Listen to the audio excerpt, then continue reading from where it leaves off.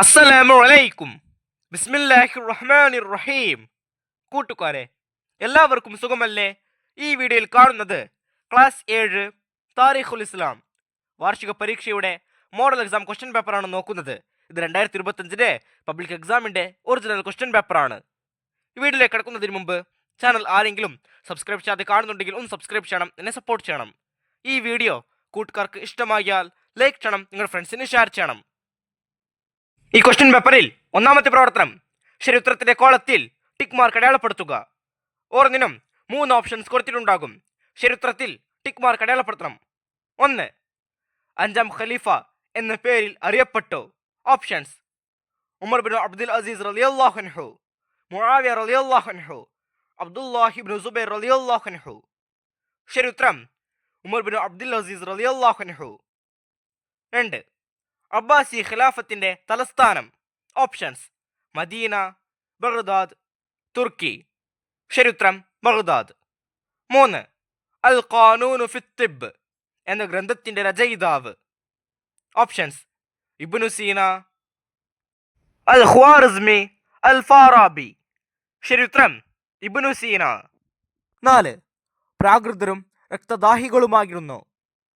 ശരിയുത്തരം മംഗോളിയർ. 5. ഇന്ത്യയിൽ മുസ്ലിം ഭരണം നീണ്ടുനിന്നു.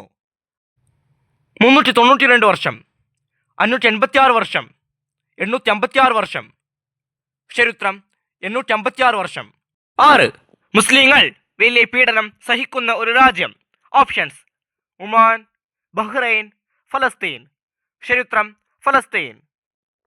അടുത്ത പ്രവർത്തനം ചേരുംപടി ചേർക്കുക. 1. കെമിസ്ട്രിയിൽ ഗ്രന്ഥം രചിച്ചു. 2.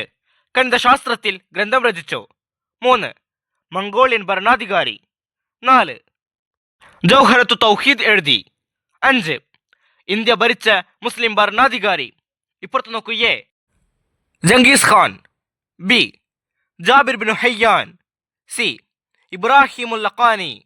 D. Aurangzeb. E. Al Khwarizmi. ഓരോന്നിനും യോജിച്ച ഉത്തരത്തിലെ ലെറ്റർ അതിന് നിര എഴുതുക. 1. കെമിസ്ട്രിയിൽ ഗ്രന്ഥം രചിച്ചു. ശരിയുത്തരം ബി. Jabir bin ഹയ്യാൻ. 2. ഗണിതശാസ്ത്രത്തിൽ ഗ്രന്ഥം രചിച്ചു. ശരിയുത്തരം ഇ. അൽ ഖ്വാറിസ്മി. 3. മംഗോളിയൻ ഭരണാധികാരി. ശരിയുത്തരം എ. ജംഗീസ് ഖാൻ. 4. ജൗഹറത്തു തൗഹീദ് എഴുതി. ശരിയുത്തരം സി. ഇബ്രാഹിമുൽ ലഖാനി. 5. ഇന്ത്യ ഭരിച്ച മുസ്ലിം ഭരണാധികാരി. ശരിയുത്തരം ഡി. ഔറംഗസീബ്. വിട്ട ഭാഗം പൂരിപ്പിക്കുക. 1. ഉമവികൾ ഡാഷ് വർഷം ഭരണം നടത്തി. ആ വരിയിൽ പൂരിപ്പിക്കേണ്ടത് 91. ഉമവികൾ 91 വർഷം ഭരണം നടത്തി. 2. തുർക്കി കേന്ദ്രമായിട്ടാണ് ഡാഷ് ഖിലാഫത്ത് നിലവിൽ വന്നത്. ആ വരിയിൽ പൂരിപ്പിക്കേണ്ടത് ഉസ്മാനിയ. തുർക്കി കേന്ദ്രമായിട്ടാണ് ഉസ്മാനിയ ഖിലാഫത്ത് നിലവിൽ വന്നത്. 3. ചൈനയിൽ ഇപ്പോൾ ഡാഷ് മുസ്ലിങ്ങളുണ്ട്. ആ വരിയിൽ പൂരിപ്പിക്കേണ്ടത് 30 മില്യൺ. ചൈനയിൽ ഇപ്പോൾ 30 മില്യൺ മുസ്ലിങ്ങളുണ്ട്. 4. ഉമവി കാലത്ത് ഡാഷ് ഖലീഫമാർ ഭരണം നടത്തി. ആ വരിയിൽ പൂരിപ്പിക്കേണ്ടത് 14. ഉമവി കാലത്ത് 14 ഖലീഫമാർ ഭരണം നടത്തി. 5. കിതാബുൽ ഉമ്മ് രചിച്ചത് ഡാഷ് റളിയല്ലാഹു അൻഹു ആണ്. ആ വരിയിൽ പൂരിപ്പിക്കേണ്ടത് അൽ ഇമാമു ഷാഫിഈ റളിയല്ലാഹു അൻഹു. 6. ടിപ്പു സുൽത്താന്റെ പിതാവ് ഡാഷ് ആയിരുന്നു. ആ വരിയിൽ പൂരിപ്പിക്കേണ്ടത് ഹൈദർ അലി. അടുത്ത പ്രവർത്തനം ഒറ്റവാക്കിൽ ഉത്തരം എഴുതുക. 1. അറക്കൽ രാജകുടുംബം എവിടെ? ഉത്തരം കണ്ണൂർ. 2. കൈറുവാൻ നഗരം സ്ഥാപിച്ചത് ഏത് ഭരണകൂടം? ഉത്തരം ഉമവിയ്യ ഭരണകൂടം. 3. ബഗ്ദാദിൽ അബ്ബാസി ഖിലാഫത്ത് അവസാനിച്ച ഹിജ്റ വർഷം. ഉത്തരം ഹിജ്റ 656. 4. ഖിലാഫത്ത് എന്ന പൊതു നേതൃത്വം അവസാനിച്ച വർഷമേത്? ഉത്തരം 1924.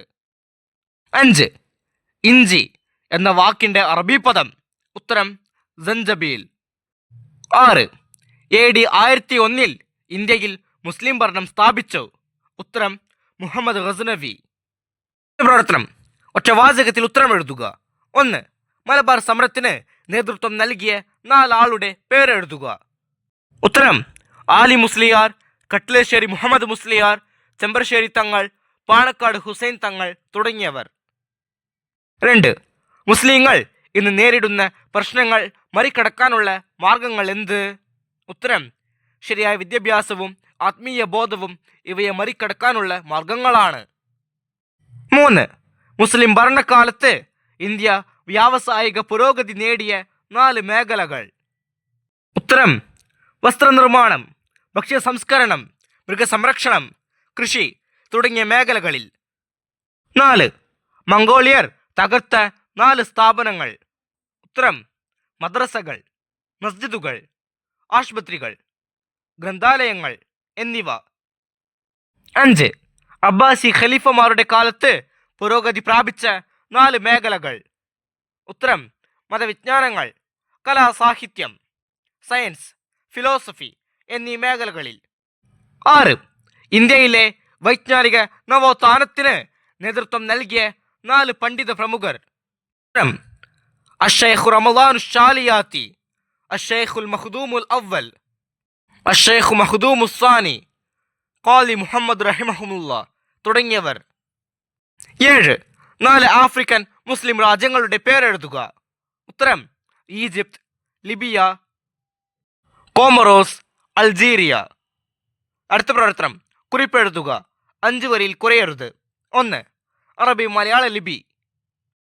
അപ്പൊ നോക്കൂ, മലയാള ഭാഷയ്ക്ക് വ്യവസ്ഥാപിത ലിപിയില്ലാത്ത കാലത്ത് മതപഠനം സുഗമമാക്കാൻ അറബി ലിപിയിൽ മലയാളം എഴുതുന്ന സമ്പ്രദായം മുസ്ലിങ്ങൾ നടപ്പാക്കി. മതഗ്രന്ഥങ്ങൾക്ക് പുറമെ കവിത, കഥ, നോവൽ, ചരിത്രം തുടങ്ങിയ എല്ലാ മേഖലകളിലും അറബി മലയാളത്തിൽ കൃതികൾ ഉണ്ടായി. പത്രമാസികകൾ പ്രസിദ്ധീകരിക്കപ്പെട്ടു. സ്ത്രീകളും പുരുഷന്മാരും രചനകൾ നടത്തി. മുഹ്യിദ്ദീൻ മാലയാണ് ലഭ്യമായ ഏറ്റവും പഴയ അറബി മലയാള കൃതി. അറബി തമിഴ്, അറബി കന്നഡ, അറബി പഞ്ചാബി മുതലായവയും അറബി മലയാളം പോലെ പ്രചാരം നേടിയ ലിപികളാണ്. 2. ഉമവിയ്യ ഖിലാഫത്ത്. മുആവിയ ബിൻ അബി സുഫിയാൻ റളിയല്ലാഹു അൻഹുവിന്റെ സ്ഥാനാരോഹണത്തിലൂടെ ഖിലാഫത്ത് ബനു ഉമയ്യ കുടുംബത്തിലായിത്തീരുന്നു. അതിനാൽ ഈ ഭരണകൂടം അൽ ഖിലാഫത്തുൽ ഉമവിയ്യ എന്ന പേരിൽ അറിയപ്പെടുന്നു. ഹിജ്റ 41 മുതൽ 132 വരെ നീണ്ടുനിന്ന ഉമവി കാലത്ത് 14 പേർ ഭരണം നടത്തി. ഉമവിയ്യ ഖിലാഫത്തിൽ ഏറ്റവും ശക്തനായ ഭരണാധികാരി അബ്ദുൽ മലിക് ബിൻ മർവാനും ഏറ്റവും പ്രസിദ്ധനും സച്ചരിതരുമായ ഭരണാധികാരി ഉമർ ബിൻ അബ്ദുൽ അസീസ് റളിയല്ലാഹു അൻഹുവുമാണ്. അദ്ദേഹം 5ാം ഖലീഫ എന്ന പേരിൽ അറിയപ്പെട്ടു. ഇദ്ദേഹത്തിന്റെ ഭരണത്തിന് ഉമർ ബിൻ ഖത്താബ് റളിയല്ലാഹു അൻഹുവിന്റെ ഭരണത്തിനോട് സാദൃശ്യമുണ്ടായിരുന്നു. ഇതിനാൽ 2ാം ഉമർ എന്ന് അദ്ദേഹം അറിയപ്പെട്ടു. കൂട്ടുകാർക്ക് ഈ ക്വസ്റ്റ്യൻ പേപ്പറിന്റെ ആൻസേഴ്സ് ഒക്കെ മനസ്സിലാകില്ലേ? ഇൻഷാ അല്ലാഹ് അടുത്തൊരു വീഡിയോയുമായി നമുക്ക് വീണ്ടും കാണാം. അപ്പോൾ എല്ലാവർക്കും ഒരിക്കൽ കൂടി അസ്സലാമു അലൈക്കും വറഹ്മത്തുള്ളാഹി തആല വബറകാതുഹു.